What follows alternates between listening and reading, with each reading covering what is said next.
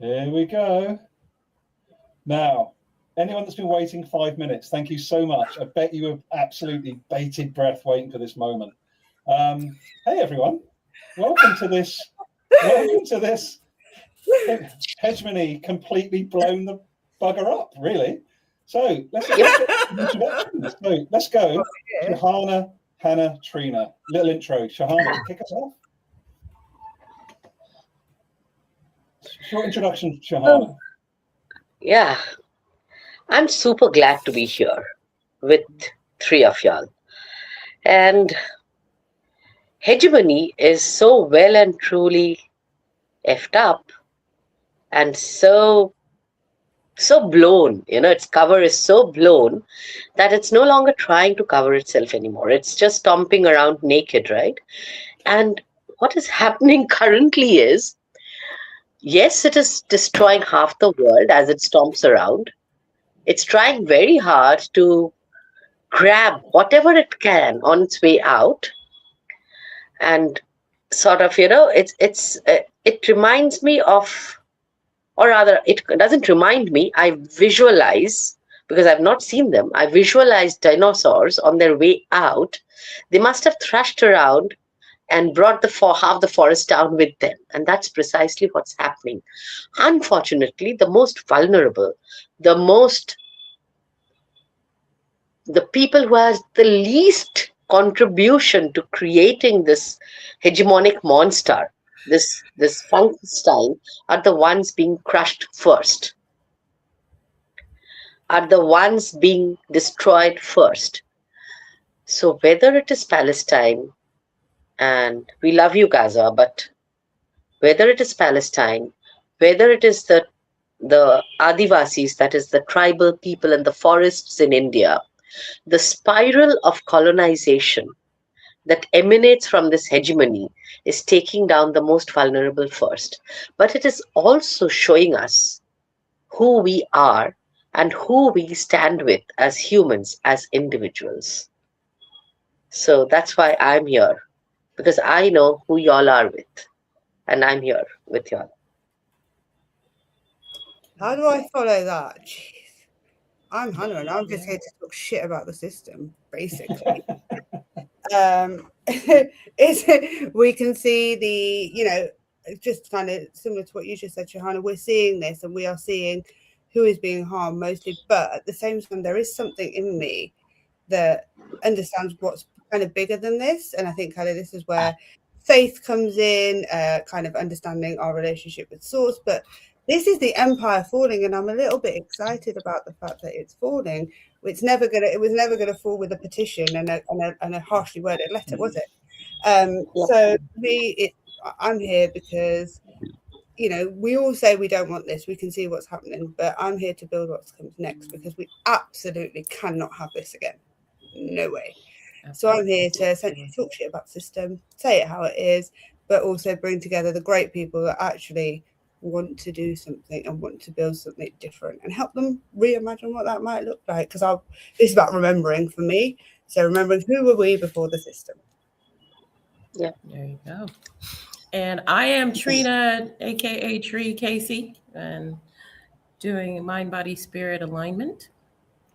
And I'm here to talk about how all of this is affecting us in the golden trinity that I call mind, body, spirit, because if we do not start approaching things from all three vantage points, we're always going to have a piece left out.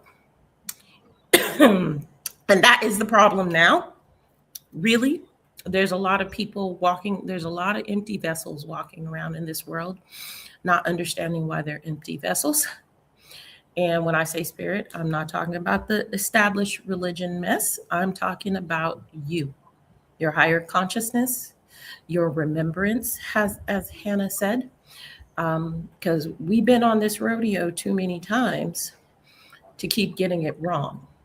And so the biggest piece in the puzzle, in my opinion, is that the people need to get out of fear, fake evidence appearing real, and start tapping into their power.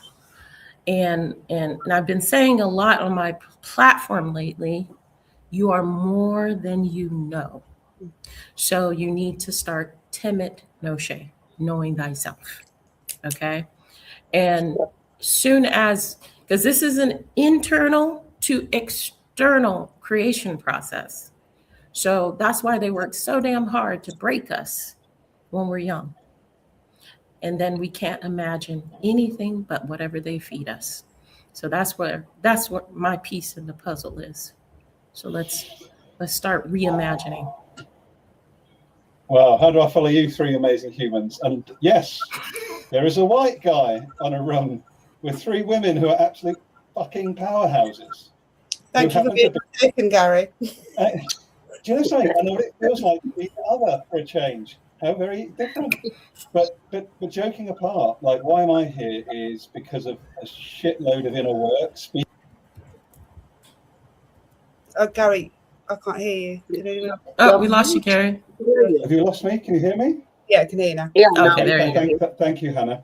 So yeah, my piece in this is I'm someone that still operates within the collapsing, literally, systems, the hegemonic systems of international business, corporatization, enclosure of raw materials, you know, M&A, for anyone that's watching, mergers and acquisitions.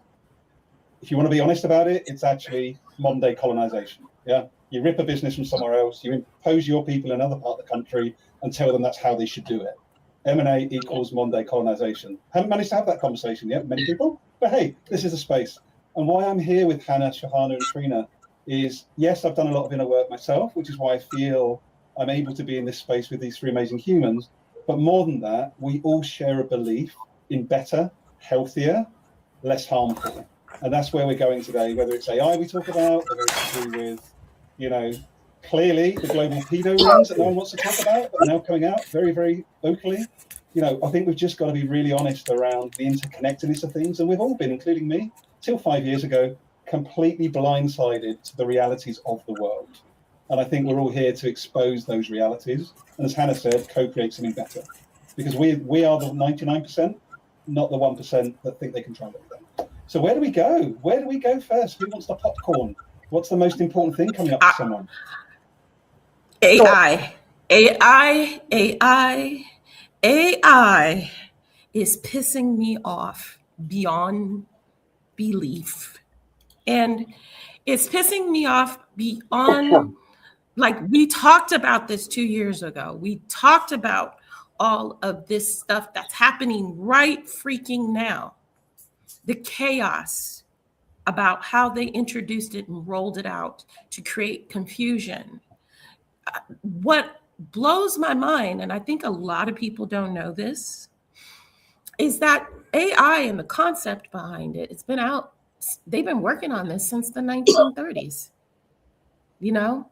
So the fact that the masses at large, the mass at large don't know anything about this information is kind of like, that's typical. That's typical PSYOP type of operations that the West does, you know, get us comfortable. I love it. I love ChatGPT. It's my therapist. You know, all of these type of things that people are deifying, just another object, another thing, because they can't get into their internal processes and understanding themselves. So Elon Muskie and all of his minions, and the water that they're wasting and polluting, these big turbines that are polluting, of course, mostly Black and brown communities all over the United States, with no licensing, with no steps to do it in a way that is accountable. Mm-hmm. It just explains the whole thing that's happening in the government as well. It's just like they just threw up on us with AI. And now I can't post a video about a situation which I kind of felt it was AI without people going, that's AI, that's AI, that's AI, not knowing whether it is or not. And I'm saying it's possible, probable. Where's truth? Where's truth now? Right? And that was the whole point. And I said, so I'm going to reinforce, you need to go inward. If you want, you're going to have to listen to your intuition, because that's the only way that we're going to start getting truth. That's the only way. So that's where I want to start. I also think just on 100%, but when you look at AI and you look at everything else that is happening, it's all interconnected. And I think we're getting all of this information like bombarded at us. But I think the ones of us that can connect it up and see, well, that connects to that, connects to that. Because we also can't talk about the fact that, like, for me this week, it's been mind-blowing that actually we now have confirmation, just even a smidgen of who is on those Epstein files. And everyone is still out there doing their Christmas shopping, knowing that essentially everything that has been created and the leaders are pedophiles. Like, can we just, like, are we all okay working to systems of pedophilia? Like, I'm just going to say it here. Like, and how are we all, like, it's wild that people have just gone, okay, but again, it's a bombardment of information. Is that real AI? Is it not? What's been redacted? People are talking about it, but nobody's coming together to hold on, what is this bullshit? Like, are we, how bad does it have to get before people rise up and just stop going to work for a week, for example? But like you said, it's fair. It's fair. It's fair. And also with reference to the Epstein files that you mentioned, Hannah, the very fact that girls have women today who are girls at some point, okay, children, right, to be precise, they've come out saying what has happened to them, and so many of them. So what other proof do you need? What files do you need? What effing fucking data do you need before these movements, pedophiles are sued? But there's been movements. Yeah. People know about basically people that have been adopted from the global south and taken around actually the trauma. Oh yeah. And actually that is, again, you know, a legal form of trafficking children. That's how the adoption was created. And there's a whole movement out there of transracial adoptees that are saying, stop this happening. And then we're told to be grateful to be essentially trafficked. Like, where are we at? I'm going to say what needs to be said. It's always been about human trafficking. It's always been about that, because whatever these people are, they don't care about human life. They don't care. All they care about is domination. And where you break a person is in their mind first and in their body first. And if you can do that, you can separate spirit, and they're Plato. They're Plato, you know? And Epstein and his ritual essay crap that they have been doing is nothing new. It's nothing new. Okay? So the question is, when are we going to collectively do something about it? You know, when are we going to stop trusting this system? Because the system is set up to make our children victims, okay? We reinforce it, not me personally. My son's a terror, but he's a sweet kid. But we reinforce and program our kids to be compliant slaves and obedient to abuse. When Freud first came out, he said that, yes, SA is the cause of this and that. And then all of a sudden he flipped the script. Yeah. And all of a sudden, no, it's an imagination of the child. We have the foundation, as Sahana just pointed out, of not, what's the word I'm trying to find? Of not believing the victims. Mm-hmm. And I don't understand how you think a little kid is going to lie about something so heinous. But also then it becomes like this, like race to be the biggest victim as well, right? So instead of actually listening to what someone's been through, it's like, yeah, but. but so there is, and again, then we create this divide and conquer structure ourselves, because we're like, oh, but it's worse for me. The system fucks us all over. Let's be honest, right? What we need to understand is how it has screwed us all over, because then we have to understand the privilege. That's where privilege comes from. If it hasn't screwed you over because of your skin color, then that's your privilege. If it hasn't screwed you over because of your religion, how do we? That becomes your job title, so to speak, right? Not what they've told us actually. Who are we embodied in this, and where do we show up, and what is our actual ancestral gifts and skill set? That's what we need. Listen, nobody escapes it. Nobody escapes it. The quote unquote elite are the worst to their children. I'm gonna tell you right now, because they're bred to take the crown and continue the chaos. They got to break them. You know, they got to break them. And so I'm just hearing so much, and so much is coming up. But like you said, and they don't care. Now it's like, what you gonna do about it? But it's gaslighting. Freud was gaslighting. This guy, because let's be honest now. Anybody that uses TikTok has almost created its own language, because there's certain things you can't say on that platform. You have to say things like unalived, or you have to say Schmittler, for example, right? You can't. So the censorship on what we say and the truth that we speak, or whatever, is so suppressed. But they're okay with us seeing a live stream genocide. Like, they're okay with showing us that, enough to traumatize us, but not enough to change anything. You know, it's all done by design. If they wanted to censor that, they could. It's a creation process, though. See, this is the part that people don't understand.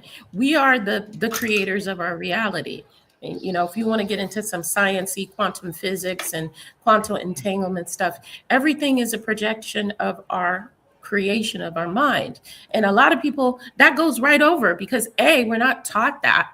The indigenous people who used to teach that are ixnay gone nay, you know what I mean? But this was a part of, in Sahana, you know about this. This is a part of ancient wisdom, that our thoughts affect our reality, you know? So they visually bombard us with all this disgusting hate and this and that. And then what you do is numb up.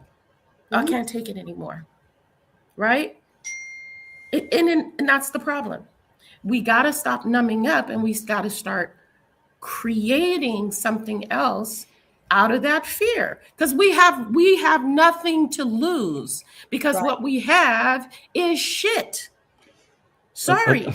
I'd love to add, if I may, to come over to Sahana after this, because one of the things with my new platform, like in the business of healthy masculinity, the pattern that is coming up more and more and more as an antidote to fear is community, right?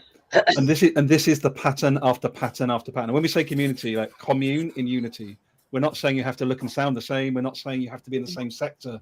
We're saying who are the people that allow you to speak your truth, and that you feel held to be able to do that without risking your job tomorrow, right? There's billions of those people around the world, but we don't know where they are because we're not allowed to find them easily. But people are talking, right? Every single conversation I have with my friendship group, and even my clients, and you, Trina, will be the same, and probably you, Sharon, we talk about this, but no one's talking about it as a collective. Like, no one's bringing it into the workplace, like this whole leave the politics out of workplace. Respectfully, while you are out there deciding what happens to my life and whether I'll be a legal citizen or I'll get, removed from this country, you're doing it in a political state. While you're sitting around the table talking about my life, don't tell me not to talk about politics, right? My life is political. My life is a protest.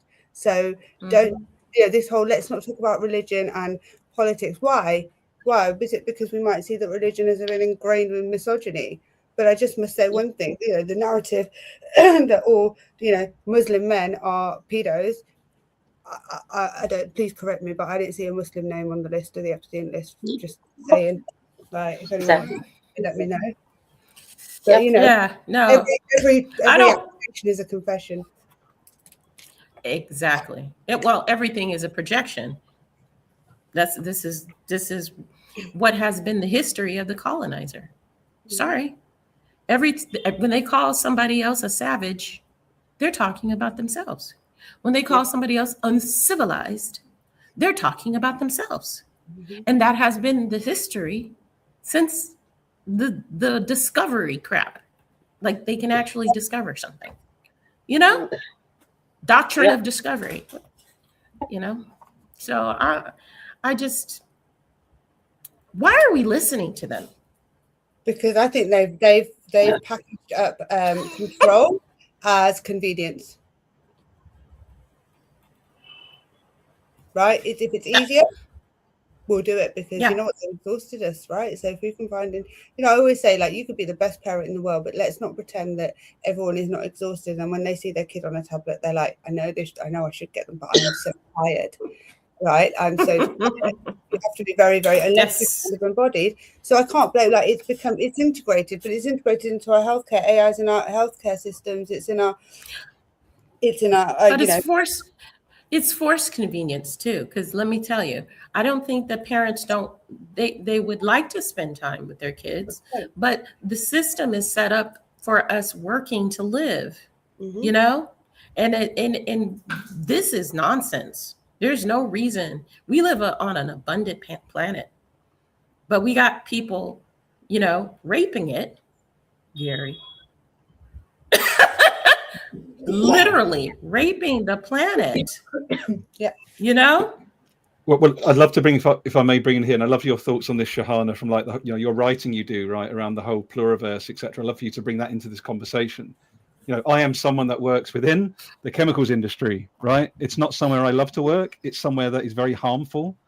But with your help and having conversations over the last 5 years, my role, I know, is to stay there as long as I can with my privilege to have this conversation from the inside out. And I'm going to say it for the first time ever. So the whole fucking thing collapses quicker, right? Yeah. Because at the end of the day, there is so much harm embedded. Like I can tell you the amount of certification that people are buying in the industry to outsource their humanity and go, tick, great, I've got EcoVadis. I'm in the top 3% of my industry. Don't have to think about that harm anymore. Thanks very much. Like they are continuously creating new ways of trying to distract business. Even if a business leader cares, maybe they have a modicum of like, this doesn't feel right. They can't stay in that discomfort for long because they're being pulled onto the next thing. Yeah. You know, when you realize what's happening, even within business spaces, it's all the same thing. Distraction, distract them from seeing the harm, distract them from seeing the harm, distract them from seeing the harm. And I'm wondering how that feeds into your work, Sahana. Yeah, so if you see what AI is doing, first of all, how does AI function? Basically, it is trained on LLMs, large language models, right? Now, here is the data, and it's part of the article I'm writing. I'll publish it in a few days. So approximately, and I'm reading data, approximately 49 to 55% of the content on the internet is in English. Okay, and this is above Spanish, German, Japanese, French, everything else. Forget the other languages. Now, English is spoken by 16% of the world's population. But 55% of the data is in English. LLMs are being trained in English. So a Eurocentric, Western, hegemonic worldview is being used to train AI so that what data you get back and the responses you get back from the so-called all-knowing ChatGPT or Claude or Anthropic or Perplexity or Gemini 4 and whoever else is again shoving a Western hegemonic worldview at you, even in the seemingly so-called rapid data generation. Okay, now I compared it with my mother tongue, which is Bengali. Less than 0.1% of websites and content on the internet is in Bengali. Wow. But Bengali is the 7th most spoken language in the world.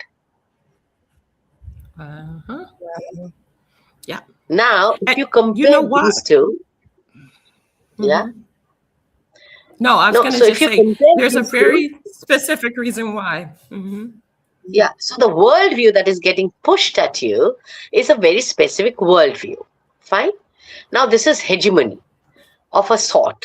Linguistic hegemony, epistemic hegemony, your hegemony of thought, hegemony of creativity, that is all being captured. Now, when you look around, you find people speaking similar things, people of a certain kind, speaking similar things, being influenced by similar things, being impacted by similar things. That's because it is spreading, and this hegemony is capturing the imagination through epistemologic, or rather through epistemicide at a global scale using AI. Because the rest of the languages and cultures are being invisibilized, are being vanished by epistemic capture. So, Sahana, can I Now, just if the language and culture is gone, just with those words, because I am just really conscious of people that are watching, like, so there's, you know, we might know what those words are, but when people actually know what they mean, good point. you just Again, so when I speak about epistemicide, I'm speaking about the erasure and invisibilizing of languages, cultures, the scholarly work that has gone into it, the wisdom, the embedded wisdom of those cultures, the embedded wisdom held in that language, and the knowledge and the sense making that constitutes a culture and language and worldviews. And all of those are being wiped out. Yeah. Okay. English is one of the most inverted, gibberish languages in the world. And there's an alchemy, and I'm going to say it again, there's an alchemy behind and frequency by every single word we use. And that's why I love other languages. I speak other languages for other languages. And what's beautiful about it is that, like in Bengali, like in Arabic, like in Spanish or Latin, you're going to get a specific word with a specific meaning, and there is no space for confusion. English, on the other hand, as an ex-English teacher, I would tell you, is confusing as fuck. Because you got read, read, rap, all kinds of things. And that allows enough wiggle room to feign innocent or to feign misunderstanding. Okay? And that is a manipulation of the mind. Okay? So language shapes perception, repeated patterns shape belief, and predictable shapes compliance.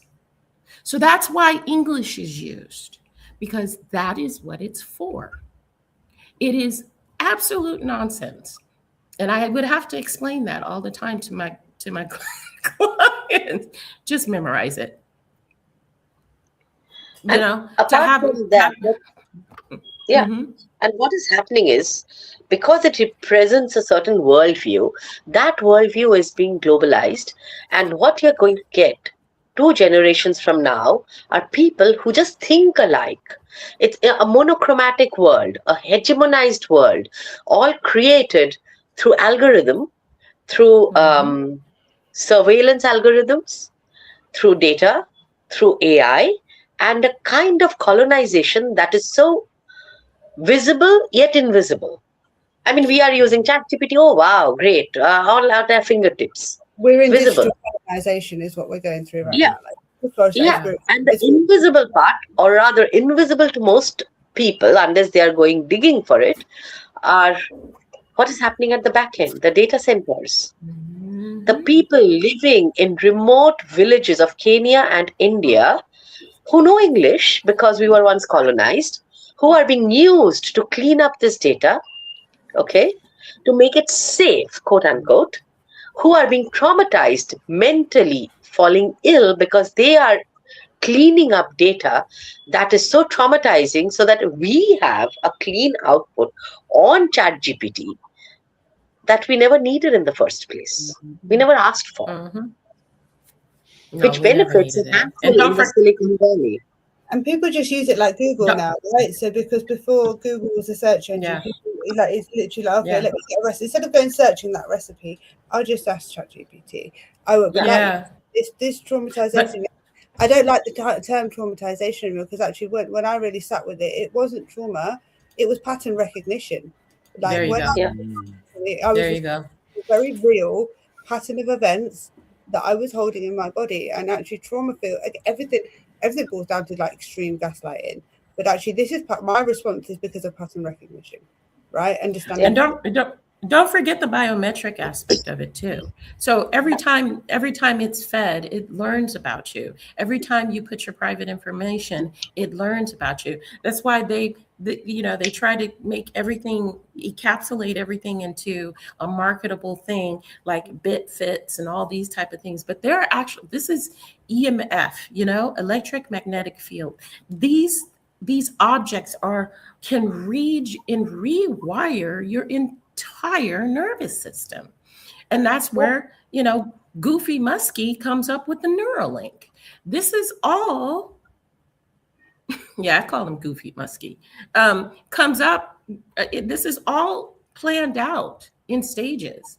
And what happened is that we just fell right into it because of what you said, convenience.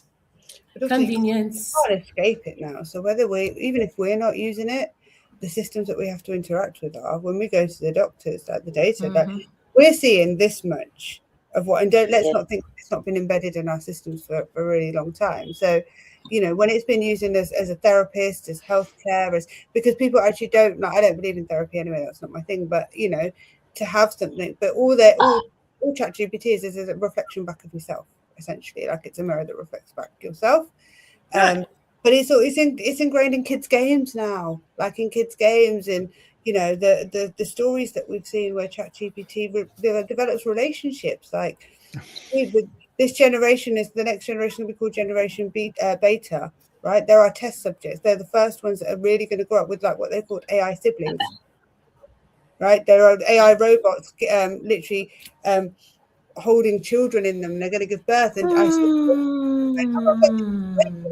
have children, and I was like, really? It's that again? It's that convenience. It's that entitlement. It's the fact that if my body doesn't produce a child, it's devastating. And maybe look at what I eat and stuff. But maybe that's the way. I'm not going to go and get an AI robot to have my child, right? We have a hospital. Well, that's at least a kind of like pure thought about it. They're making these robots, and there's one robot they beat so bad, schmexually, because people are not well. Trina, $9,000 it takes for men are buying these AI robots to essentially rape over and over and over again. Yeah, over and over again. Right? Let's talk about why the mind is that worked in order to do that to a living person and an unliving person. Let's talk about where that's dehumanization, because they put all of this in that when AI can be your therapist and your doctor, but you can then dehumanize it to do that. Again, it's a level of dehumanization because you're humanizing it as a therapist. But I did a post about that on LinkedIn, and the amount of people, predominantly men, that came back to say, well, at least they won't harm women. And I was like, no, because you're not getting to the root of the problem here. Like, you're not getting, like, if let's be honest, if women were going to get AI robots, right, to live, they do our cleaning, they do our dishes, they do our laundry, right? We're not going to be trying to rape them. And they were like, well, maybe women will have men, with AI robot men. And I was like, as long if he takes the bins out and shuts the hell up, maybe I will. Do you know what I'm saying? Well, there are detachable parts, so yeah, exactly. And that's if have a man that is going to do the chores and do what he needs to, and then not do my head in. Like, great, happy days. Maybe I will have an AI. Can I share something with you? That so there was a Diary of a CEO with Stephen Bartlett, which was actually a very interesting one recently. I'm not sure if you've seen it, with a leading ethicist from what was Anthropic. I'm just going to quote. I put it on a LinkedIn post recently, but this gets to the root of how upped up these people are. Okay, this is from an ethicist that's in Silicon Valley. At 26 minutes. He says, and this is from their networks, okay? This is not made up. This is verbatim. Why is it that these guys are so obsessed with trying to develop the next generation of AI? 1, determinism. 2, the inevitable replacement of biological life with digital life. That's how these people are thinking. 3, that it's going to happen anyway, right? And this is the bit. This really gets to the crux. At its core, it's an emotional desire to speak to the most intelligent entity they have ever met. This is how deranged these people are. They think the AI is intelligent compared to them. I mean, it probably They have is. they have some they have some ego religious. Now we're getting to the crux. They have some ego religious intuition that they'll somehow be part of it. Ego. It's thrilling to start an exciting fire. They feel they'll die anyway, so they prefer to light it and see what happens. That is what the colonized mind and complete and utter self-absorption looks and feels like. And that is what unhealthy masculinity looks like. Bosh. Like this, these are the people that are running these companies. And these are the people who, let's get into the biological aspect of it and how there's some type of genetic aspect to it called Brunner's syndrome, which is, and there's the Brunner's L variant, which is at the root of the MOAO gene. This is the same gene that is mutated in psychopaths. Okay, a study was done for a generation of Dutchmen, and I wrote a paper on this because it just blew my mind. And I said, "Oh, well, that explains it all," because they're pyromaniacs, right? They lack impulse control. They have high levels of autism, ADHD, unable to control anger, grapist. These are all in the category of psychopathy, right? And the L variant is almost 40% of the population. 40. Okay. So what you're talking about, Gary, is not strange. Now, let's talk about how for hundreds of years, these birth or cognitive issues were blamed on women's biology, but really it's the biology of men's sperm and them having children too old. So after the age of 30, 35, let's be generous, the sperm degrades to such a degree that there is cognitive issues. Almost 90% of births that end in miscarriages are due to the quality of the sperm. So men drink, men party, men do all these activities, throw in the genetic component. This is why we have what we have, and this is why there's so many problems. Now, would there ever be a broad study to try to come up with a pill for that? No, because we still live in a patriarchal structure that all the medicines, all the drugs, big pharma has been based on the biology of white men, and women were not even involved until 1993. Okay. So there's the body aspect that, and as far as these technocrats and their worship of a Saturn god, which they have personified into or made into AI, there's a god called Ahriman. And Ahriman was worshipped for his logic. And they have this belief system that Ahriman is going to take over and bring the world into enlightenment only through logic. This is who the technocrats are praying to. This is their imagining for the world that they want, and they'll manipulate you, me, and everybody else to say something else. But if you look in Peter Thiel's eye, you look in Musk's eye, you look in their faces, there's nobody there. There's nobody in there. I go, and they do not care about humanity because they don't equate themselves with humanity. Yeah. They don't. So who cares what happens to us? So we need to care. Exactly that. We have to care what happens. And this is why I just think, when I see people that are like, we're going to get this new government in, or, let's do this. And I'm like, okay, maybe incremental change, but that's not the, there's a whole system needs to topple. When we look at how ingrained and seeped in this is our education system, the food that we eat, for how long were we told get extra fluoride in your toothpaste, it's really good for your teeth, and then find out exactly what fluoride? We were actively buying the stuff, right? Freud's, was it nephew? It's in our water. It was in our water in the US. Yeah, but even like, what was it? Was it his nephew what was his name? Bernays, who set up PR. He then used the same framework of Freud's pedophilic thinking and mind control to then use PR to then encourage women to smoke, so that it was really cool to do that. And that's how PR was. Like, it's not, PR is manipulation, right? People that then authentically start to do something different, like all of us here. And what are we really shit at? PR, right? Because actually we're not manipulative people. We really struggle with this whole marketing PR thing, because what that is, marketing is manipulation.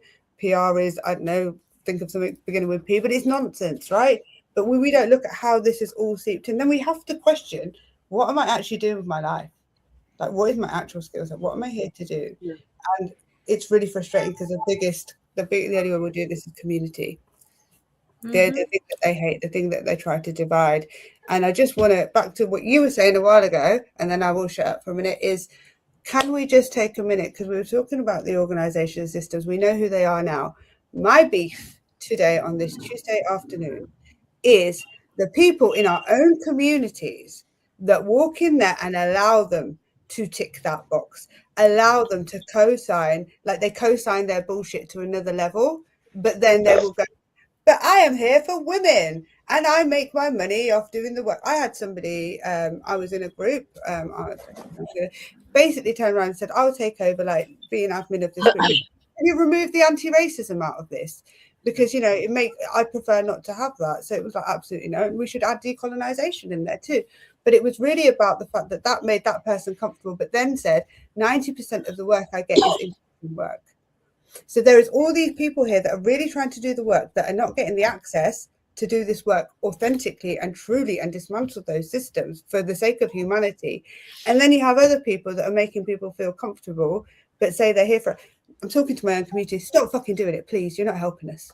Like, because of what you're doing and what you're co-signing, our people are being massacred, not just on a live stream genocide, but like you said, Sahana, people in data centers, people in like their so stop it, please stop it.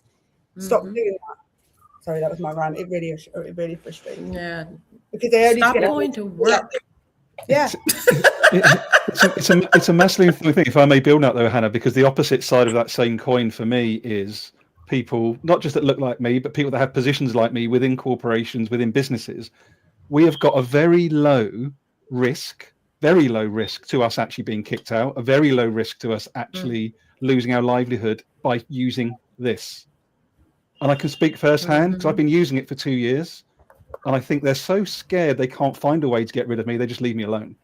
But do you know what brings down the risk, Gary? Anybody is when you're not the only person doing it, right? Exactly. All of us can help because we were the only ones doing it. I remember a friend of mine, her family member was a doctor, and because he spoke out about politics, I said, get every single doctor there to say you can him, I'm going to go to. I said the power then is reversed, because they need us, we need them, right?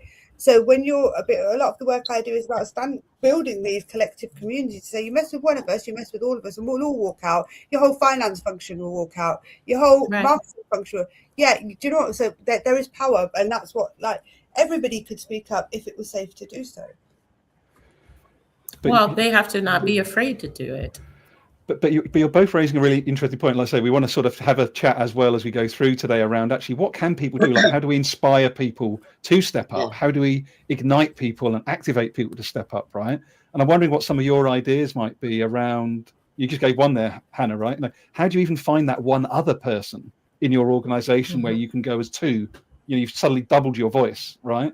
Like, do you have any other examples of seeing that in action that you can maybe share to sort of motivate people? Yeah, you just need to get me in the door, right? So I will work with somebody will come. Most of my business comes from people telling me, like, do you know what? I don't know what to do. They're not saying it's really hard in here, I'm being harmed. So I just say, get me in the door, because I will help you find that collective community, and things that you can't say, I can. because I'm going to leave then. But I leave. So how do I create?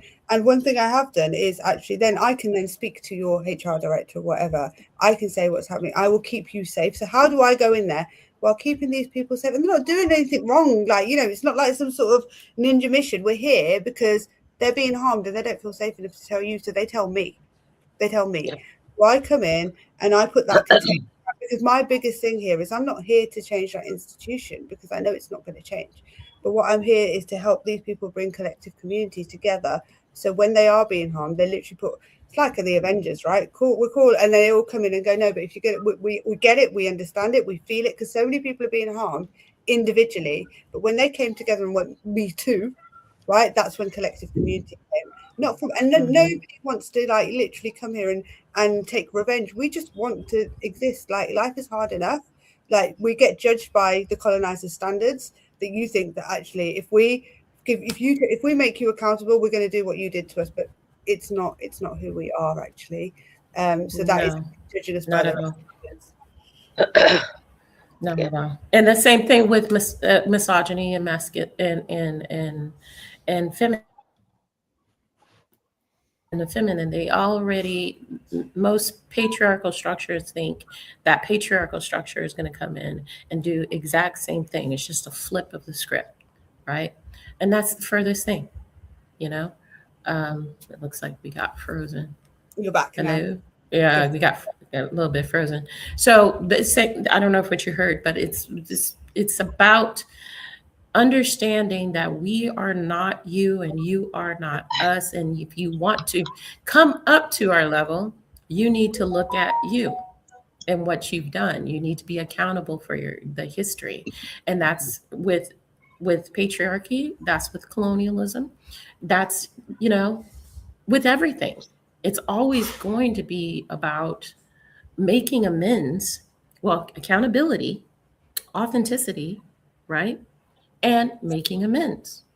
But, you know, there is a delusional superiority within certain people, you know, and they really have a hard time even grasping the concept that they are wrong. They're wrong. So they just said, I find when people are wrong, they just say it again and again and again. And I just feel like even if you say it 17 times, it's not going to magically be right. You're still wrong. Like, there is this real need to that's the Israeli training. But again, the propaganda that has been fed to, you know, Israel to do their education. It's no different to what we're seeing for the far right. If we don't, again, pattern recognition, if we don't see the same patterns that are being used, because again, I have this conversation a lot when we look at how we have been harmed by the system.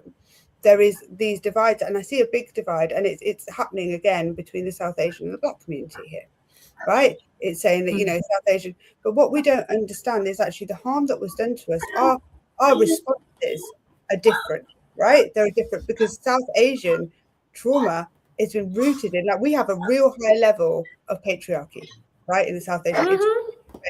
But also it's rooted in shame. What does shame make you do? Shame makes you be quiet. So when we start to understand actually this is what this community is going through, Black folks had to fight for their survival. They are out there fighting. We've seen it all the time to their exhaustion. But if we don't understand what the responses we then have to the system because of what it's done, if it did the same thing to all of us, we'd come together. Right. So what we don't do is really understand, and this comes with repair, understanding how the system's created, but also what we have to heal within our own communities to be able to come back. What I also want everybody to understand is this: there are deliberate systems set up to create the propaganda to do the divide. Okay. Yeah. You know, I'm Black, you're Southeast Asian, you know, Sahana, Gary, you're white. I don't have a problem with anybody, right? Yeah. But if you go onto social media, which was also by design, you will hear nothing but rhetoric about this person or that person, and they are doing that from a high level of governmental level. This is it's designed to divide and conquer. So So you only become aware of that when you're aware of yourself. Mhm. You know, it's like that's bullshit.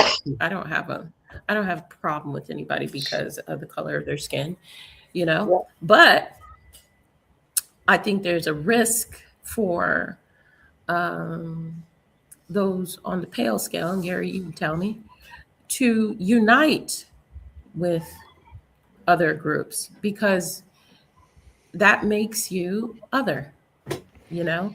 And if you've never lived as other, it's really uncomfortable living as other, and they will make it as uncomfortable as possible. Okay. It's and what you've named is absolutely spot on, Trina, because what I witness inside business spaces every single day is a load of men walking around living above their neck, zero emotional, zero feeling, get the bills, pay the bills. If I don't do that, who am I as a man? If I don't do all of that stuff, like that patriarchal conditioning for men goes so deep, and I see it every day. Like, I'm talking people on 6 and 7 figures who literally walk around like zombies. Do you know Like, what's interesting, it's Gary? unbelievable. I Fascinating. used to have to do, so I've headed up recruitment processes. As part of the recruitment process, I had to do like psychometric testing for people that come into leadership. So one of them was around their, you know, their disc styles, and it was around their spatial awareness and stuff like that. And then one was around their emotional intelligence. I will tell you, generally, and this is what they look for people with a high dominance and a low. I can tell you every single person that's brought into the business, the decision is already made, right? You can't not hire someone based on the test, but the level of empathy that they had was pretty much non-existent, and emotional expression, right? So it was really low, and it starts to tell you a story. I had 98% empathy, and because of that, I was looked at as though, like, you couldn't be a leader. What do you mean you have high empathy? Exactly. Press. What do you mean? And it was a real, like, and what I see, especially we see with women that are kind of going up and going into these positions, they have to act like men, right? And what I said is that why are we trying to still rise in a system that clearly was built to suppress the divine feminine energy? Like, when we start looking at, why are we trying, as women, why are we trying to still be in that system? Why don't we just create our own? I don't like, you know. And we still run the businesses better. Of course we do. Trina, this is the most wild thing, okay? Just to put a little bit of a metricy thing in for a minute. Gallup, the US organization that measures engagement globally, like the leading voice, for over 15 years, they've reported that 1 in 5, maximum 1 in 3 are fully engaged. That means they've got 2/3 to 4/5 of all of their employees walking around living above the neck. And they wonder why things aren't effective. They wonder why they're not performing as well. They wonder why, like, and that's just with a very Western colonized lens. That's not even with a regenerative lens. Like, but it's doing what it's designed to do, right? It's doing exactly what it's designed to do. Extract. Exactly. As about, and also, I just literally posted about, and I put a link to it. Was in the 1940s or 50s a manual pamphlet written on how to self-sabotage in a company. Now, I don't understand why the CIA would create this document, but it's everything that we do in corporations. Endless meetings with no real purpose was one of them. But the least competent person in charge in leadership. Create systems where there's a lot of bureaucracy, a lot of red tape. Yeah. A chain of command. So you can't go to the person you need to talk to because you have to go through the hierarchical structure, and it'll take longer, and you have to wait for a response, and you got to da-da-da-da. These were actually written steps on how to sabotage. Now, my question is, who are they sabotaging? Yeah. Oh, Sahana, we don't hear you. Don't hear you. No, sorry, my cat was kind of having a temper tantrum at the background, so I put my. I heard. She was mad at you. She mad at you. You're not talking to She's me. very, very mad at me. Yeah. So You know what you're saying, Trina, and what you all have all been saying, and I've been listening because there are so many interconnected parts of this paradigm. But if you look beneath the sort of, the surface, the foundational or fundamental idea or belief or worldview or whatever you call it, the cosmovision that I use, is that same running thread of patriarchy, supremacism, uh, imperialism, economic control, and a form of what I call necrocapitalism, a death dealing force. So everything is built on this. So this underlying platform has these key factors, and everything else is built on this. Whether it is leadership, whether it is organizations, whether it is industries, whether it is the education system, the health system, the macroeconomics, the microeconomics, the social structures, everything has these foundational parameters that emanate from this cosmovision. So what ends up happening is you get leaders who actually are power brokers, not leaders, okay? Who are basically power brokers. You can't call them leaders. And they are the ones who succeed. They are the ones who are pushed to the top, rise to the top. So over a period of, say, a century of this kind of being pushed to the top, you have at the top a set of people with a certain kind of characteristics and qualities that you defined, Trina, that are very specifically, I call it anti-life. If you put everything together, the minus empathy, the control, the almost psychopathic, the lust for power, and everything else, it is anti-life. So over a period of, say, 2 centuries, or if we go back to the discovery bullshit, where they stumbled upon an isle, upon a landmass which was already occupied, and then they discovered it, of course, because they didn't know about it. So this discovery, doctrine of discovery and everything else that followed, if you trace it back from there till now, so 500 years of this worldview has pushed certain kinds of people to the top systematically. Of course. Through these paradigms.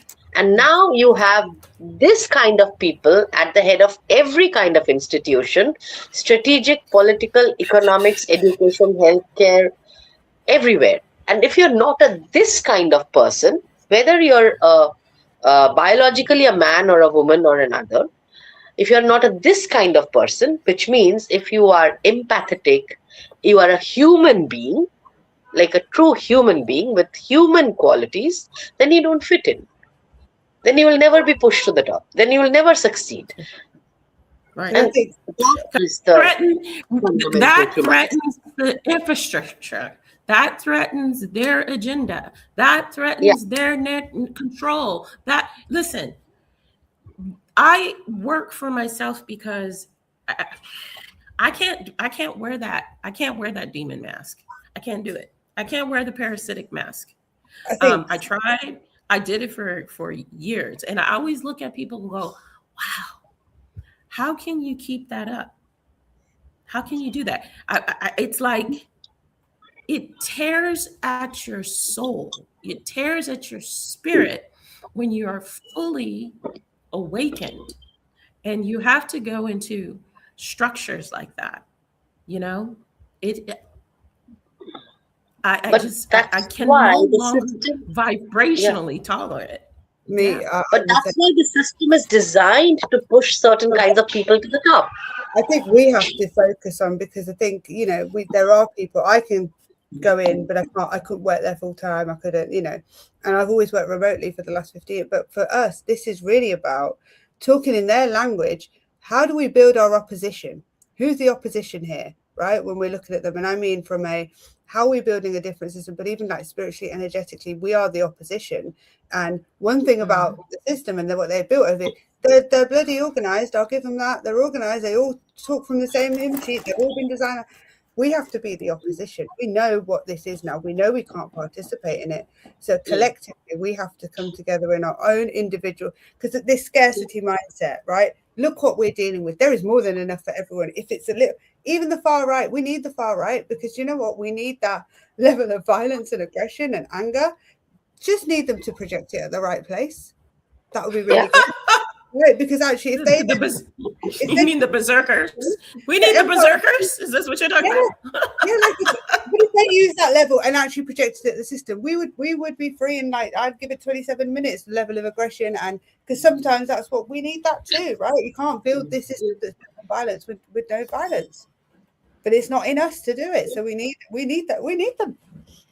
them to do what they need to do, but just project it to the right place, because we're all fighting the same system. I have a mixed emotion about that, but I know what you mean. I just think, you know, destruction. What it is that we've never had an opportunity as a species on this planet, at least not in my lifetime, to live in the imaginings of a world where that was not unnecessary. And, you know, sometimes the word utopia is thrown around and stuff like that. And that's usually done so in a insulting way. But we don't know if it would work, because we never get the opportunity. We have too many Benedict Arnolds. We have too many flying monkeys. We have too many people who are harmed mentally to even be able to co-create something like that, you know? And so there's always this part of me is like, can we just try? Can we change our language so that we can just try something absolutely different? Because every time another guard changes, it comes back to the same result. Of course, yeah. You know what I mean? I'm not trying to kumbaya the situation. What does that say? Oh yeah, outgrowing modernity. So the previous book by Vanessa Mercado was hospicing modernity. This book's I've not read this one yet, Trina, but very much in line with what you're saying. And what's coming up for me as we're all discussing, right, is, like I say, it is a big thing, right? Systems, as you said in our last conversation, Hannah, systems are people. Yeah. At the end of the day, imagine, and it is not a big stretch for me, imagine being able to access 0.3% of every human being's energetic potential across 8 billion. Exactly. Right? Like, that's what we're talking about. Like, there is untapped energetic everywhere. It's just not joined up. Because we're intentionally being kept apart by the other. We are. And the more we realize there's not another, like, you can suddenly leverage that energy. Like, you only need. I can really feel it at the moment, Trina. I can really feel it. I feel it every single day. I feel it even with my clients. I get people going, oh my God, I needed you in my life. I have never heard another person talk like you. Okay. And the reason why is because I kicked all of that other bullshit in the garbage, and I meet people in their humanity, not with what is wrong with them, but what is right. Because quite frankly, if you are not crazy, you're not okay. Yeah. Okay? Yeah. I'm sorry. If you are not losing your shit right now over what's happened, and it is happening, you're not well. Okay? You are empty. You are dead inside. Because if you can, like, people celebrating this holiday, my mind's blown right now. You have no money, or at least they're trying to take it all away from you. Whenever you spend a dime toward the system, you're feeding it. And then on top of it is based on a bullshit Roman holiday that's about sacrifice and freaking pedophilia. Aren't we fighting that right now? Aren't we fighting that right now? So the fact that you're going to go la la la la la Santa, Satan, la la la la la holiday songs blows my mind, you know? And this is not being a Grinch. This is me saying preserve your life force. Preserve your energy. Use it for something that's collective. Reach out to somebody that you know is probably pretty lonely during this time of the year. Just check on them. Say, are you okay?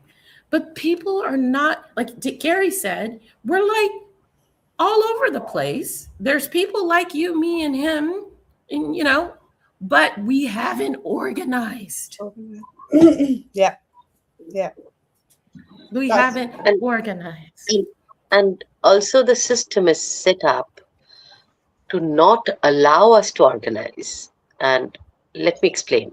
For the last few months, every time I post something on LinkedIn, and obviously I'm writing decolonization, neocolonialism, and Palestine, and Gaza, and genocide, and blah, blah, blah. Every time I post it, I don't know where it goes. I mean, if I look for it and go to my profile, I'll find it, but it's never there algorithmically. Okay? So today, algorithm will disappear you. Algorithm will suppress you, oppress you. So algorithms have taken the place of what you are saying, the psychopathic 1% on the top who are using algorithms as their command slaves to sort of create the world that they envisioned as in the guise of extreme control. What they are forgetting, I believe this strongly, and I'm an optimist and an idealist. So what they're forgetting is you have artificial intelligence. Fine, keep it, bro. We have collective intelligence. And that is what they are shit scared of. Community, collective intelligence. But we are tired, and we have to be so intentional about, and this is my, I think, Yes. because even if the four of us, right, let's say we didn't use social media tomorrow, but the four of us made a commitment that we would really understand what each other, and then we would go out to our network, and then those people go out to their network, right? We can build that community. It doesn't have to be done overnight, but everyone's tired and everyone's being bombarded with information. So if I said to everybody, oh, can you just resend this message out, and did we with best intentions we might do, or we might just go, oh, I never message, I'm too tired, I'll look at that again. We have this has to be so intentional about this first transformation of community, and then I think it will filter through, you know. I mean, that's how it was. That's how it always was, actually. The community builds by connecting the nodes of who we are. We're all these little, we're energetic nodes all over the world. Okay. But the mind has to be able to connect, right? So if your field is not open, so it's about opening up the field for connection. Everybody is so afraid to connect. Everybody is so afraid to contribute. I mean, I'm sitting here going, oh my God, you know, I've talked about my sanctuary with you. I can envision this very clearly, how it could look. Quite frankly, quite easy, right? When I talk about it, people's like, yes. Hey, so do you want to contribute? Silence. Yeah, that's it. People don't take the additional steps because they're afraid they're going to be ripped off. They're afraid they're going to be ostracized, whatever it is. But how do we make change, right?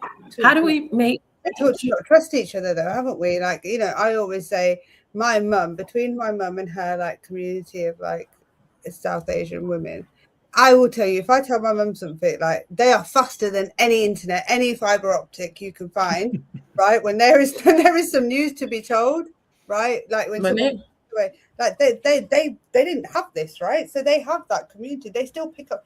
I was just always to like that person. They have been very intentional about keeping the community that they have, and now for us, it's about how many followers can I get? So it's about quantity. It's not about quality, right? We're not actually we're being bombarded with information, so we feel like we have to be part of everything, but no one's contributing fully what they can because they feel like they have to contribute everywhere, or they get scared too. We don't know enough because we have to know all of these stats. We can't just look at something with a human lens and be like, no, that is fucked up.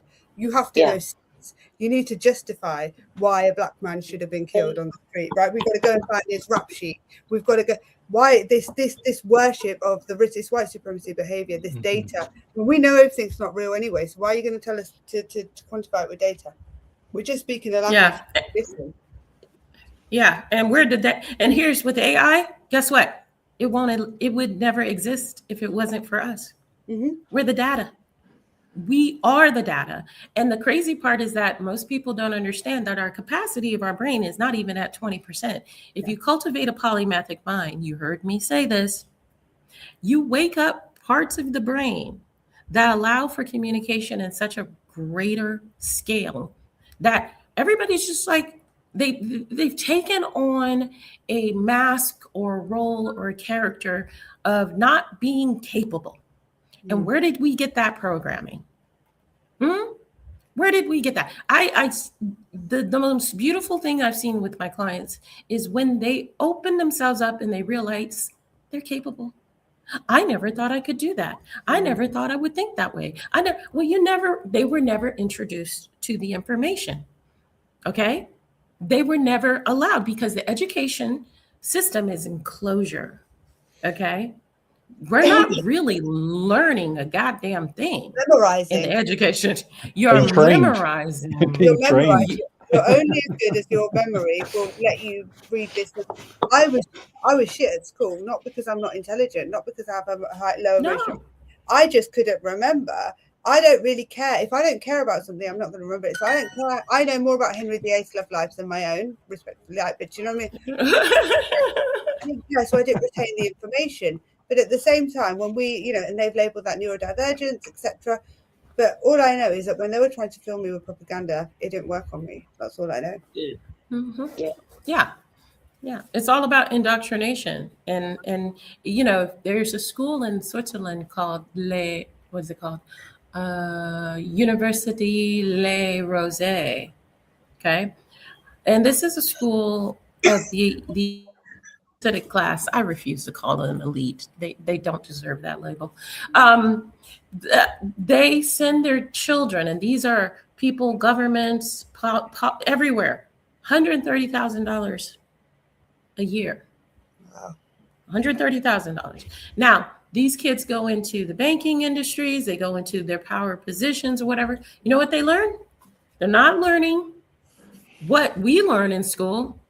They're learning how to conquer countries. They're learning how to manipulate power structures. They're learning the steps to be in power. That's all they're learning. Trina, this is massive. I'm going to share two quick things, linked to what Hannah shared as well, because I personally, as a white guy, found these links very helpful, and they'll be helpful to anybody, no matter what you look or sound like. One is white supremacy info from Tema Okun. Now, this is the 18 intersecting cultural patterns that most people never realize are how we behave. So I'm just sharing that to reinforce Hannah's point. The other one, I don't know if you've seen this, everyone, Boarding on Insanity, the documentary. It's exactly what Trina's speaking about, which is how the boarding school in the UK, literally Boris Johnson's gone through it, the elites have gone through it, inverted commas. It literally shows you how abusive, back to that point again, how abusive the boarding school system is. So if you accept abuse as you get educated, why wouldn't you take abuse into the power structure? And go look at Israelism as well. Let's not forget people that then go into being directors in Google, in Meta. They've all worked for 8200, right? Surveillance. Right? So again, all these power structures being. But this is why I say Palestine's important to everyone. Should be. Not even because I'm asking you to care about the people, but we have to understand this is the epicenter of the digital, where we see things are battle tested. They're tested on these humans. But for me, when we are seeing what we are seeing now, right? People that have said it's okay, what you have just done is consented to that happening to you. Because what we've said is that keep going. There is, the line is a dot now. Just go. We were okay with it. So you've just okayed that for yourself as well. And your exactly. Well, here's the thing. It's happening in the US right now. People are like, oh my gosh, you mean they can find us anywhere, right? They're hunting citizens or even people who are just good, hardworking, tax-paying people, and they're doing it through their tax papers. They're doing it. I know that was what Doge was in there getting information, but basically, it's just like it's so epically fucked up that everybody doesn't just stop. Right. You know what I remember, Gary? Stop. Just stop. Stand together, oppose psychopaths. The thing is, even in the UK, people, I don't know if people know this, but we have the highest rate of people being arrested and imprisoned for speaking on social media. Just for yeah. They're doing it everywhere. 5 people got arrested yesterday in their homes. They got their houses raided because of maybe they said something against Israel on social media. Yeah. I'm like, it's insane. I'm going to mention it now, actually, because it's really, really topical. So I'm talking to some people within organizations, right, who are trying to not even blow the whistle, just have a conversation that says, hey, organization, you shut your Russian operation down when they invaded Ukraine. And we've heard diddly squat for the last 3 years about Israel and Gaza. Why is that? And it's amazing how you see all of these business leaders who are big, strong, grow the business, acquire another business, suddenly have ostrich syndrome. And nobody wants. So this person I've spoke to Hannah about this before. CEO ignored it. Global head of compliance ignored it. Global HR director ignored it. One of their suppliers, Trina and Sahana, is Israeli and has direct links to the settlement project. And guess what? No one even wants to have a conversation, not even a discussion. But what we have to ask is not why they don't want to, is why they can decide they don't want to. This is a good point. Yeah. Right? Yeah. So, we need to understand what allows them what allows David Lammy and Keir Starmer to have such chest to go out there and see that our comrades, our friends, our families are dying of starvation in a hunger strike, asking for a fair trial. What allows them to be able to ignore the fact that they are sitting in these positions of power in our government? Because they all went to school together. Justice, right? The Minister of Justice will not is literally okay with, we could go onto our feed right now and find out that one of them has died of hunger. Right. It's not about laws. Listen, this is the funny part. I posted a video today where there's a white dude screaming his head off on laws. Why are you guys talking about laws? There's nothing but criminals in office. What do you expect? They're gonna law this, law that. The truth is that we are the people. We are the ones that have to enforce the laws. Everybody here, has the law ever helped you? No. Nope. No, never helped me. No, not anything, not at all. And matter of fact, it's undermined me more than it's ever helped me. It's hurt me. It's hard. Yeah. As a Black woman, you know what I mean. So it's like, I think people just need. It's a cognitive dissonance, and they just need something to hold on to them to make them safe, but they don't hold on to themselves. You have to hold on to yourself, and I think that concept, it's very hard to swallow because so many people are told that they're nothing, they're meaningless, their contributions don't matter. I try, and I try. And I said, well, you got to stop trying. You just got to start doing. Trying doesn't do anything. It's true, because actually when I think about my career in corporate, right, my contributions didn't matter.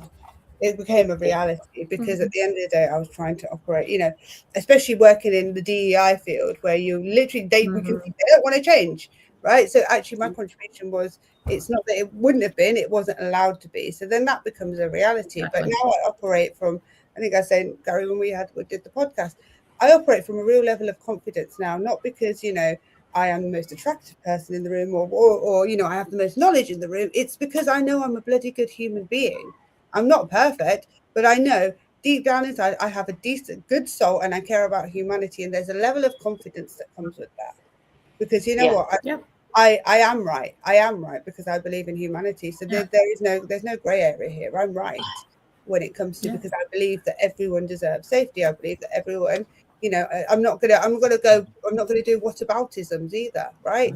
What do we say? Actually, this is there is no middle ground here. It's genocide or it's not, right? So what people at this stage that still can't see it, you're not my people, and quite frankly, I don't want to be in your energy. But the people that do see it but don't know what to do with it, come along. We'll help you along, right? But those ones that that's they're not. Hannah, I think it's really interesting, right? Because like we challenge, right? We talk a lot about yes and versus either or, like break that binary, which is important. But sometimes there's rare occasions where a binary matters, and I think you just shared one, right? There is a genocide or there isn't. Like sometimes a binary does matter. I think that's a great example.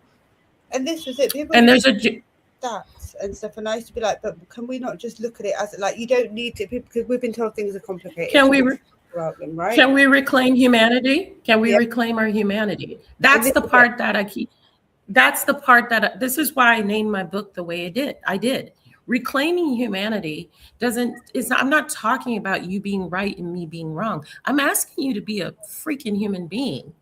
You know what I mean? And a human being, your ideas, so the ideas of what that is been so distorted and so and messed up and through these belief systems and ideologies. Being human means I see you, you see me. We're of the same species. You're my brother, you're ancestor. At some point, we were related, even distantly. Can we just be human? Okay? Because there was a time before colonialism where there was equal, fair, and common trade. Nobody was always killing themselves and killing each other. It wasn't. And they want to paint a history pre-colonialism of savage trade, but everybody was getting along pretty well. Yeah, I want to be able to argue with you all because you gave Sahana better potatoes than she gave me, woman. But like, I want those really rubbish, pointless, that kind of conflict. Like that's kind of where we were at. We want to go back. We don't, like you just said, but for me, like you said, it's a humanity. Like I know I'm right because I believe in humanity. I know I'm right because I actually believe in collective. I'm not here to, like you said, we're all sitting here from different parts of the world, but we're all different races, genders, you know, whatever it may be. But we've come together because we're collective human beings, right? Collective human beings is where I'm at, right? People that don't want to be human, cool. Like why don't we start talking about, instead of talking about race and gender, and why don't we talk about who's human and who's not, right? How about we start dividing each other by that? Who's human and who's not? If you're human, come along. You can be flawed, that's fine. But if you're human, there's community here, because in community, because what we have to do is we sit there and we try to quantify so much instead of, you know, people like, it's complicated. I need to know what happened with Israel. No. Can we just look? Nothing's complicated. Are being blown up. There's humanity. We're losing our humanity. The land, the animals, the trees.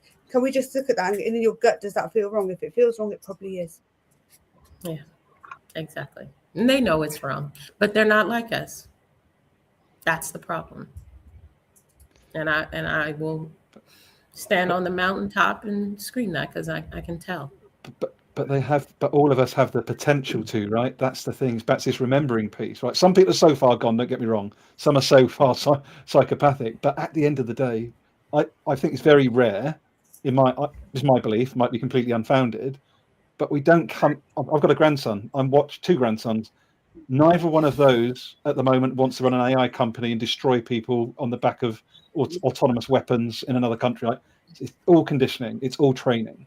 Right? So how do we intercept the training? But they will grow up thinking AI is normal. That's the thing. Yeah, but that's only if you allow them to have access and use to it. Here's the thing: they're trying to put it. This is the whole the education system. If people really wanted to make shifts, I talk about it in my book. Take your homeschool. Take your kids out of the education system as it is. Stop valuing it, because the majority of people who are out here with a bachelor's, a master's, and a PhD are working in a gig economy, driving a car to deliver food. I mean, it's just that stamp of approval that they thought that was going to open the door to this wonderful life. People are just in debt. Yep. They're trapped in a cycle of debt. And that was by design, because as Rockefeller said, I don't want a nation of thinkers. I want a nation of workers. Workers. Yeah. It's always been about servitude. But what's the difference between the workplace, the prison, and the education system? Not much. Not a damn thing. We're told Not to a damn thing. told, you know, have your lunch break on a certain time, certain breaks. You're told when you can, you know, go to the bathroom. Like, what's the difference? You know, we're all in uniform. You know, you wear this uniform. For school, the businesses, it's all the same. I want to hear Sahana's thoughts, but as I pass over, I want to just tell you one thing. I do know of companies that still have a dress policy that tell people what they can wear, when they can wear it, when a dress down day is. That stuff still happens as we go into 2026. Just saying. Sahana, I wonder what's on your heart at the moment. No, I was just listening to all the amazing conversation. And I'm sorry, my cat decided to throw another tantrum. I have 3 of them, okay? So they throw tantrums at different times. Tantrums are valid. Like, we're having one, let's be fair. Yeah, and the 3 of them are like more than a handful. So what I was saying is, so if you look at what AI is doing, you know what it is first attacking. You have ChatGPT, you have all the Claude and this and that and agentic AI and all the fancy stuff that is really like super cool, where you learn to give prompts. You're not learning how to think or create. Prompt writing has become the new thing, right? But what is AI attacking?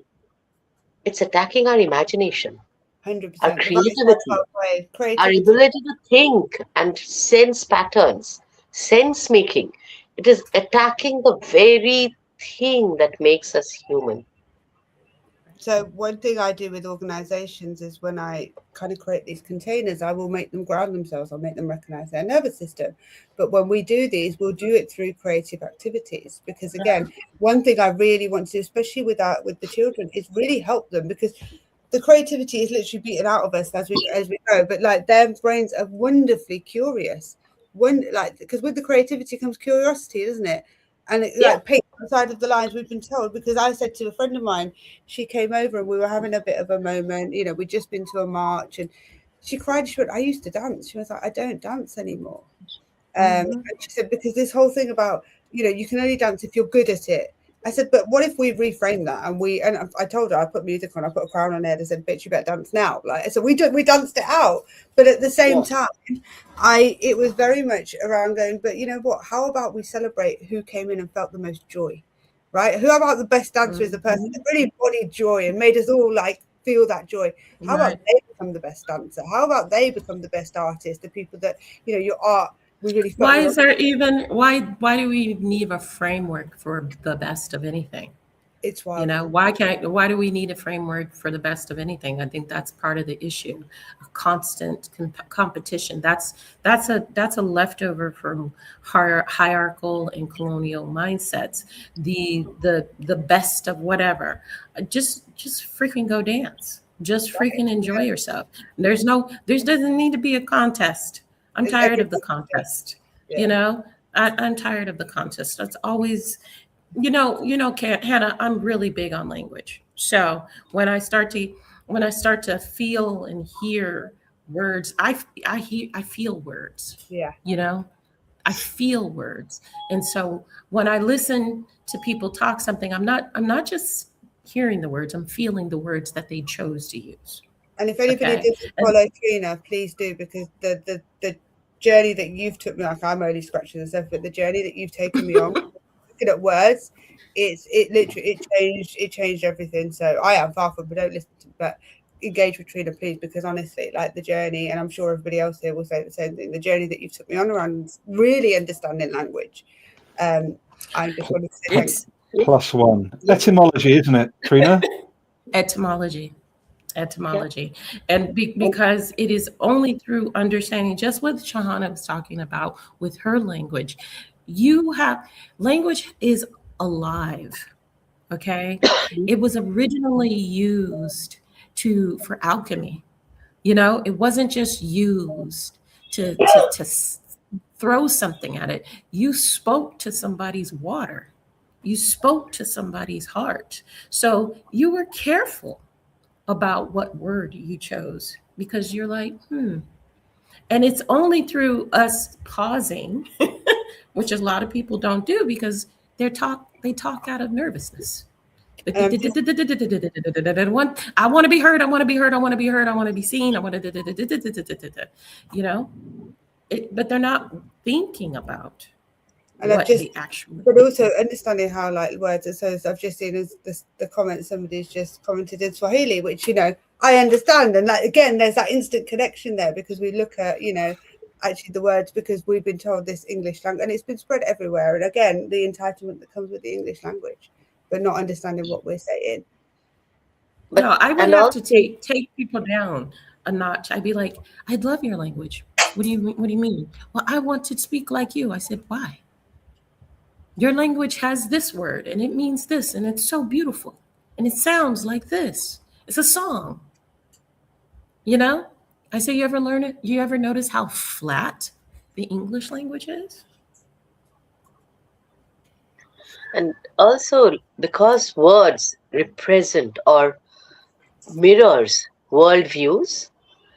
So, for example, in my language, okay, in English, you have the word cousin, which means, either, and you might at the most use the adjective like maternal cousin or a paternal cousin to say which side of the family the cousin is from.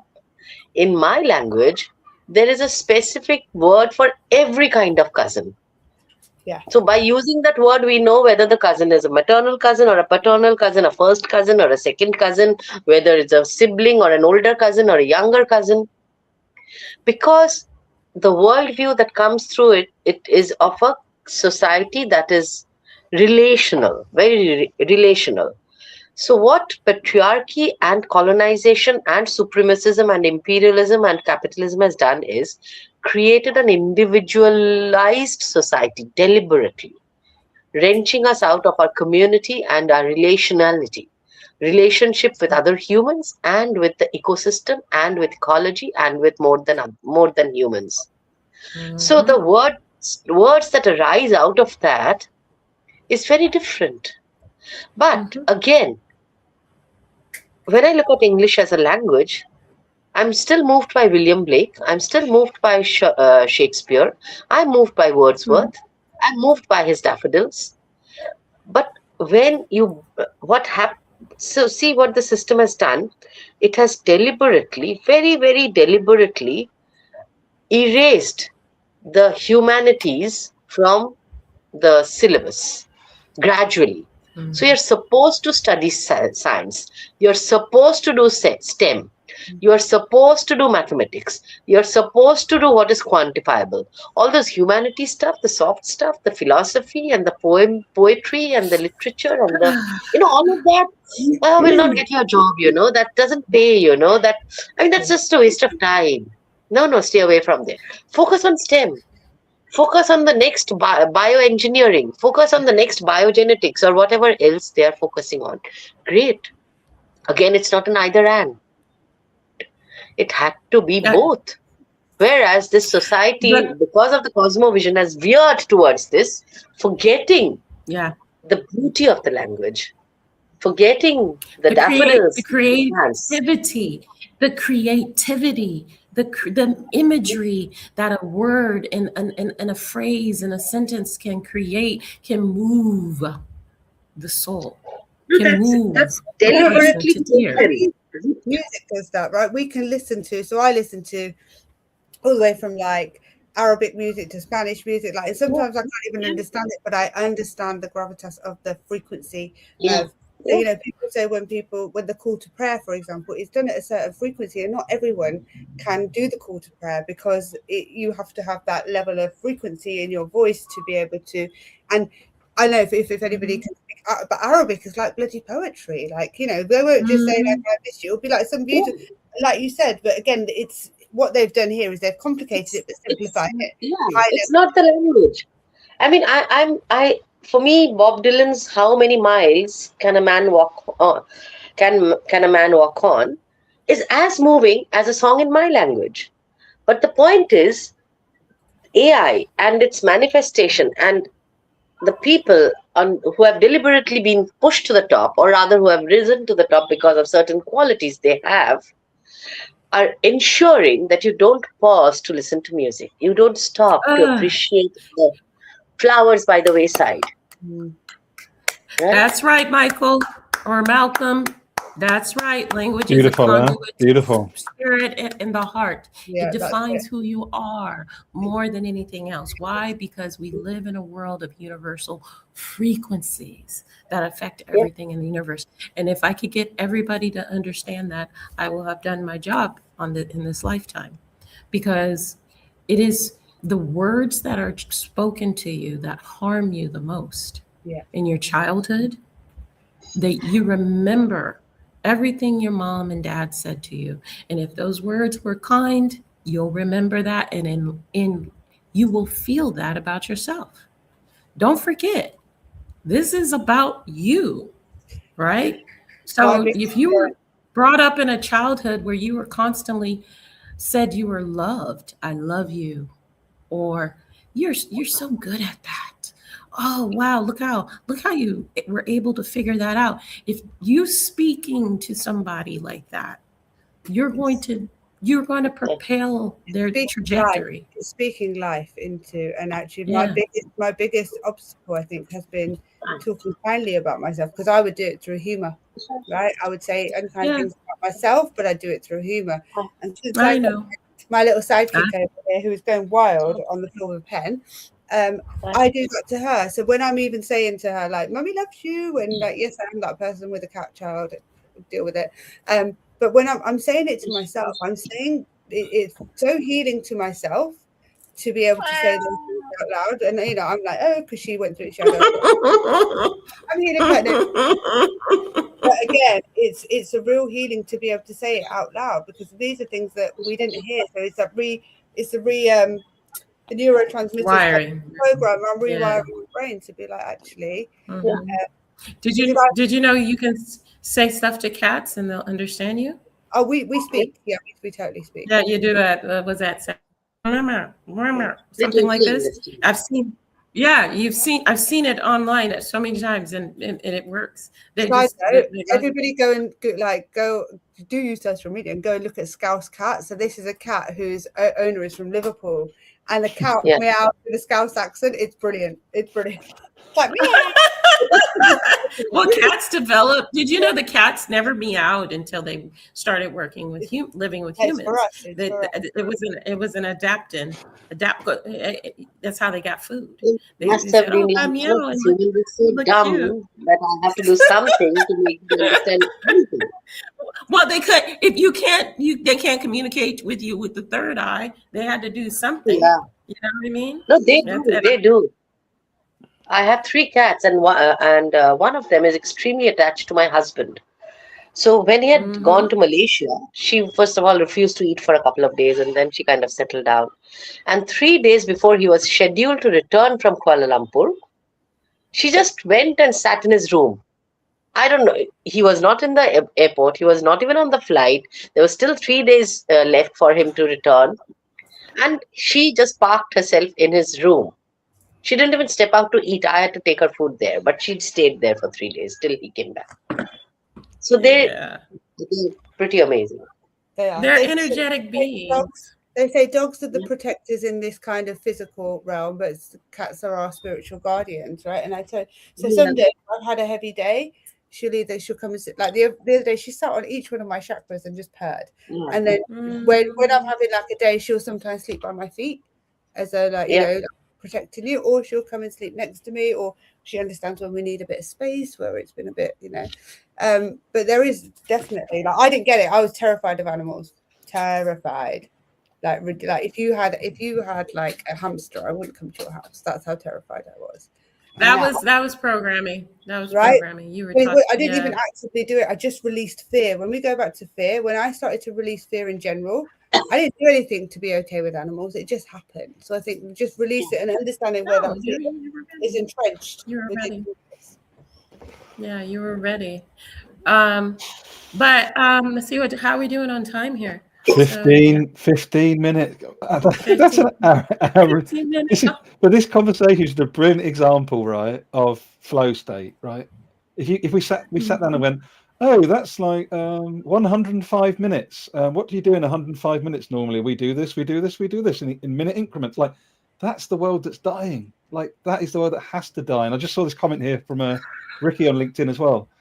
You know, divide and conquer mentality has shown itself. And I think, again, Ricky, it's brilliant, right? The veil of hegemony has gone, right? There is nothing left to hide anymore. Right. And maybe going some reflections maybe now as we go into the last 15 minutes. But I've made loads of notes here around, you know, reconnecting to ourselves, empathy. It's an inside-out job first and foremost, but we do that in community to the maximum impact. Reclaiming our humanity. You know, we're all humans and we're flawed, but actually, how do we reclaim that humanity despite us being naturally flawed? You know, so much of that is an inner stroke community, individual plus collective journey. And I think the bit that I'm not used to having, honestly, within workspaces is the collective bit. And I think that's the opportunity, certainly in my context, is how do you try and activate and help everyone remember that they are humans first and foremost, and then they're part of the community, and they should treat non-human life as life, not as secondary. You know, there's so much in this. That's what I've taken away, like loads of reminders, but also I feel like this is a proper portal now. Like, we've all spoken about it, we've had conversations about it, but I feel like with the contributions of people as well as we've gone through today, like, there is no going back. Like, whatever anybody thinks normal was, just rip excuse my language, rip it the fuck up, because that normal has destroyed the planet. It's destroyed communities, and we've watched live stream destroying of culture over the last 2 years. None of that is normal. Never has been. No. Never should have been. So, like, this is an opportunity now. I guess I'm trying to wrap up my summary of the time really is now. The time is now to reclaim our humanity. Yeah, and it's so other people are freaking out about everything, and I'm like, oh, finally. You know, that's pretty much how I've been feeling about it. And I was asked by one of my clients, how can you know all the stuff that you're knowing? Cultivate a polymathic mind. Doesn't it freak people out? And I said, but no, it shouldn't. It's just information to help us direct our creation, right? If you don't know, you don't know what to do. You don't know what to feel. Our feelings, our emotions are these conduits, these energetic conduits for change. And so long, the entirety of humanity has been misdirected in creation because they didn't know. They didn't know. So now you know. So let's start creating something that we want collectively, you know, and stop worrying about the avatar. Stop worrying about the mask. Stop worrying about the money, because money is even a figment of the imagination. It was an agreed upon piece of paper or a currency because it actually represents your energy. All right. That's all it did. And so we just forgot that's what it represented. Now, so let's put our energy someplace else. So do you want me to No, well, I wanted to just say mind alignment restores discernment. Okay, number one, language precision and independent thought. Okay, because everything I do is mind, body, spirit. Okay, body alignment restores awareness of rhythms, signals, and embodied truth. We ain't got to worry about the media. Okay. And spirit alignment restores the inner authority, coherence, and meaning. So that's why we need to be mind, body, spirit aligned, you know, and stop worrying about this mess. So I think a great handover point from you, Trina, is what Ricky's dropped here. If not now, then when? Yeah. Hannah, what's your checkout reflections, my friend? There's loads. I could do another 2 hours on this, but I think for me it's about really the intentionality behind this. We have to be intentional to break out of this, and I think really, like Trina said, language, but I think there's also something about mindset here, about really understanding there are people that we would be like, I would never listen to that person, because we make judgments, but what we don't is allow for us to be able to listen to what they're saying and take what we need and help us join together the dots, because too often we don't listen. So, you know, I watched the Russell Brand and Candace Owens podcast. Do I fundamentally agree with them as people? No, but did I watch it? Because did I take like even a minute bit of information about their experience and what they've experienced and how this, it's not about them, it's about the system. Did I agree with what they said about Freud? Yeah, I did actually. So you know what we do is we stop ourselves from, what this has done is this divide and conquer system has made us literally go, no, we're not going to listen to anything that person says, we're just going to fight. So for me, I think this is about really opening up your mind, allowing people to evolve, because we're all evolved. I genuinely believe everybody has evolved in some way, shape or form. It might be down the negative end, but some people have evolved. So how are we actually just allowing for conversations to happen and listening? Because ultimately people just want to be heard. People want to be heard.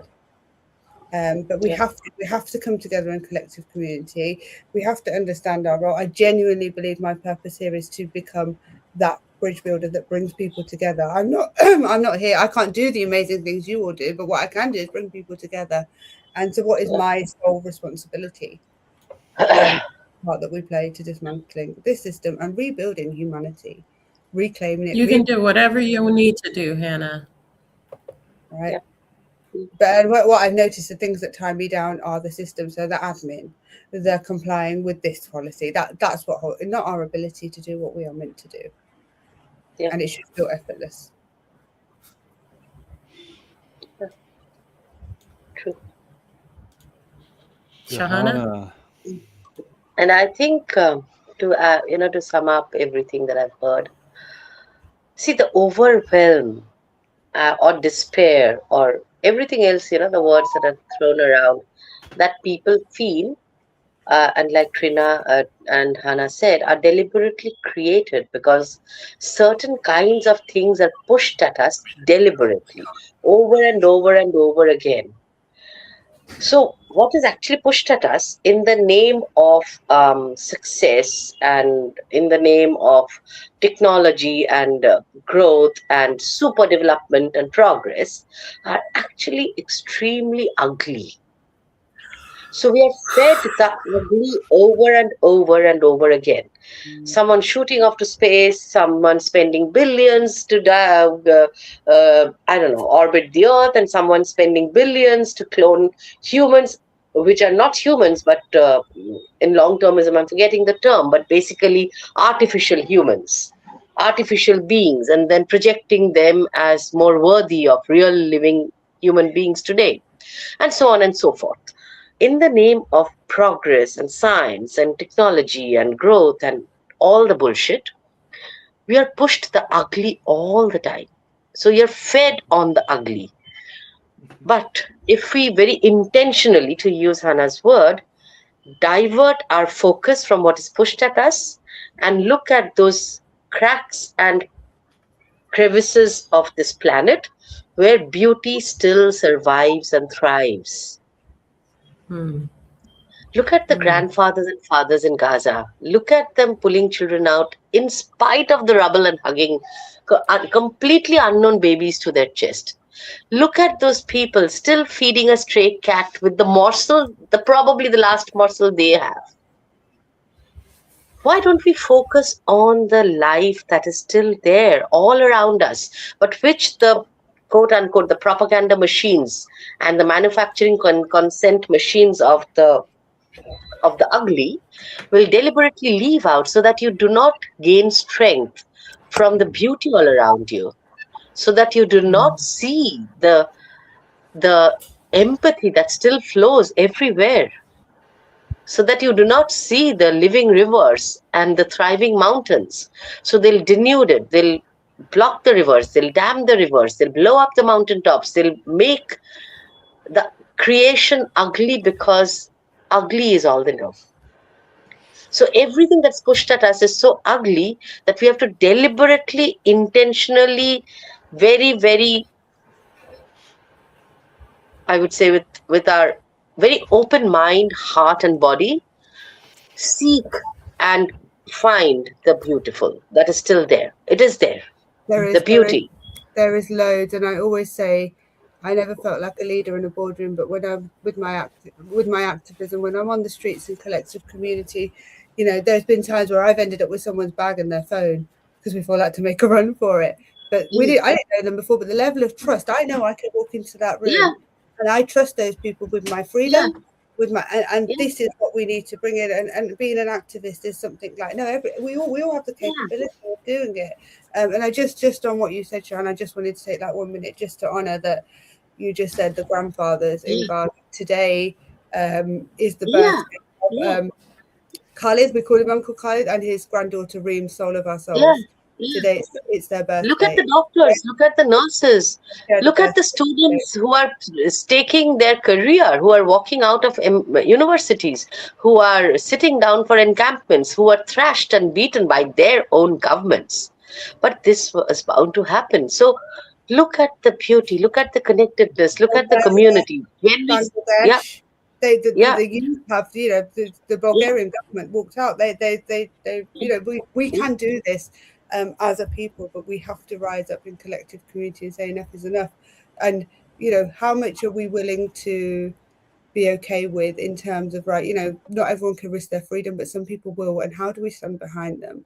How do we really build this collective community? Because, you know, there is a grandfather and a granddaughter who shared their birthday today, but they're not here anymore. They're not here anymore.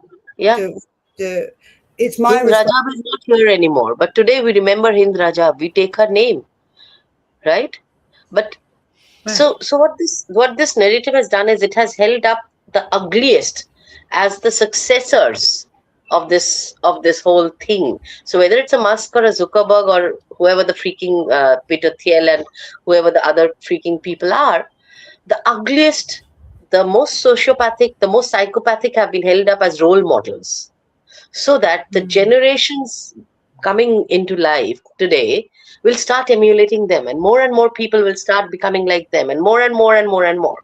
So we have to forcibly, intentionally hold up people like Buddha existed, Gandhi existed. I'm not saying only because they're from my land, but they existed. Prophet Muhammad existed. So if they existed, who are the other role models today? Why is Miss Rachel not a role model? But I think the narrative is flipping, and just, you know, this one key bit. Exactly. The narrative, because all these celebrities, the Beyoncés, the Jay-Z, the Katy Perry, like they're not what we call heroes anymore. They're not who people aspire to be. People, and we find them ugly now, right? Yeah, we're changing. Nobody should be looking at celebrities as heroes of anything. They're just as much. They're just as much slaves as anybody else. As a matter of fact, they're the worst. They're the worst. No, it's not even about money for them. It's about their covenants that they make. But I think I agree with you, Sahana. So when we deliberately seek out the beautiful and start speaking about that, the alternative narratives already exist. They have existed for millions of years and centuries. They've just been deliberately made invisible. And yes, of course, add to that the knowledge that has come, the further knowledge, whether it's technology or whatever else, and amplify those. So let the propaganda machine push out their ugliness. But we collectively push out, create the beauty that's there all around us. It's there. Absolutely. It's here right now in this place. Like, we are more. If I tell all my there's a seed. All and my the clients, seed is, you are more than you know. You are more than you know. I just want to say as well, like this, hopefully anyone that's joined us for part or all of this conversation today, this is the normal we want to co-create together, where you can bring people in from all over the world, no matter what they look like, where they come from, the shared experience of better, healthier, more connected, less brutal, less violent. That is possible for us. And we've modeled it today. Let's get to it. However you celebrate this time of year, people, take care. Trina, I love you. Hannah, I love you. Sahana, I love you. I love you guys. I've missed you guys so much. I know. Have a beautiful rest of the year. And may the collapse happen as fast as it can. Grateful for all of you. And rest, please. Everybody rest. We're going to need it. Rest. Just be. Just be. Take care, everyone. Thank you. Bye-bye. Bye.